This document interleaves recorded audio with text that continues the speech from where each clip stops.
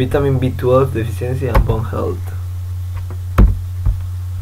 Vitamin B12 or vitamin B12, also called cobalamin, is a water-soluble vitamin with a key role in the normal functioning of the brain and nervous system, and for the formation of blood it's one of the 8 B vitamins.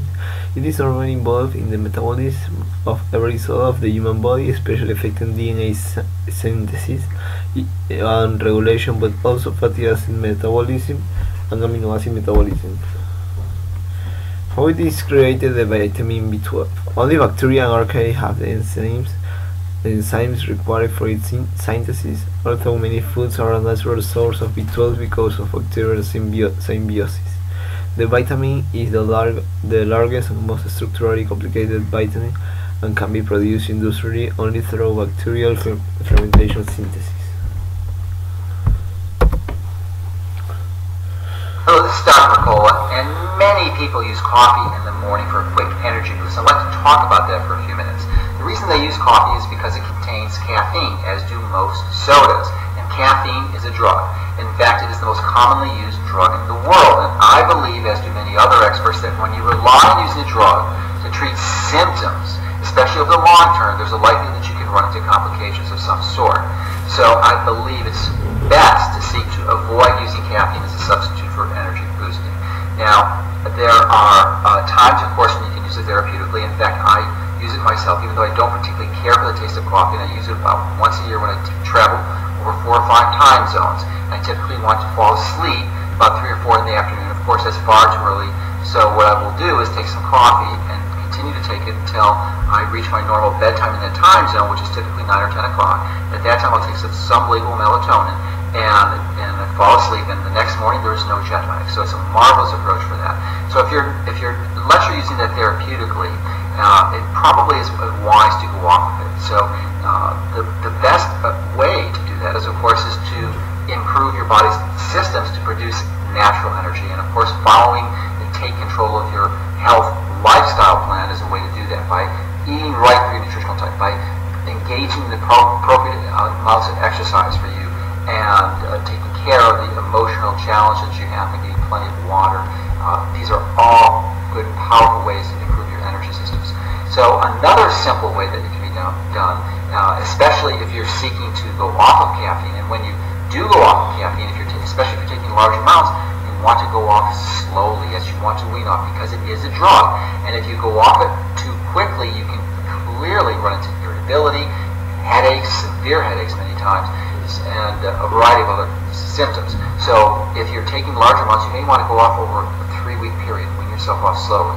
So another thing that, but when you go off of it, of course, you just don't want to go off of it and not replace it with an appropriate healthy substitute. So the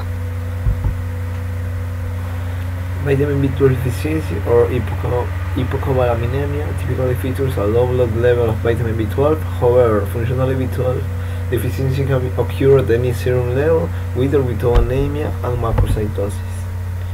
The cause of vitamin B12 deficiency: atrophic gastritis, in which your stomach lining has thin pernicious anemia, which makes it hard your body to absorb vitamin B12. Surgery to remove part of your stomach or small intestine, including weight loss surgery. Conditions affecting the small intestine such as Crohn's disease, celiac disease, and bacterial growth, or a parasitic drink. Immune system disorders such as Graves' disease or lupus, long-term use of acid-reducing drugs. Patients were coming in that were very symptomatic, and the physicians would not test them. And I tried to educate the staff and the physicians. I worked at a teaching hospital, and they wouldn't test the people. Pediatrician Dave Carr was told he was suffering from a rare, incurable neurodegenerative disease. He was about to die, demented, blind, deaf, and in a diaper, before he was correctly diagnosed with a vitamin B12 deficiency, a condition that would have been easy to prevent and inexpensive to treat, if it had ever even crossed his mind. Dr. Carr did not know that low B12 was shrinking his brain and demyelinating his nerves.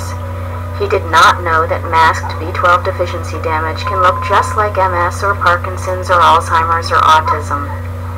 There's no way in the world in the year 2005 that a vitamin deficiency can do something like this. And yet, B12 deficiency causes serious problems ranging from fatigue to depression to memory loss to heart disease. What your doctor doesn't know about vitamin B12 can hurt you. Low B12 levels are associated with a progressive cerebral atrophy. It's not a placebo. The neurological manifestations well precede the hematologic manifestation. Well, let me simply say you can't live without it. Vitamin B12 deficiency, if left untreated, results in death. Bone health. Your bones are continuously changing. New bone is made and old bone is broken down. When you are young, your body makes new bone faster than it breaks down old bone, and your bone mass increases. Most people reach their peak bone mass around age 30. After that, the bone remodeling continues, but you lose slightly more bone mass than you gain. Vitamin B12 deficiency and bone health. A recent study by Roman Garcia and colleagues provide new evidence that deficiency in vitamin B12 negatively affects bone development and maintenance. Vitamin B12 serves as a cofactor for meidcine synthase and L-methylmalonine coenzyme A mutase, two enzymes that control fundamental metabolic processes required for cell growth across all branches of life. Mammals can synthesize vitamin B12, and they depend on adequate dietary intake from foods of animal origin, which they conserve through efficient hepatic storage and recycling.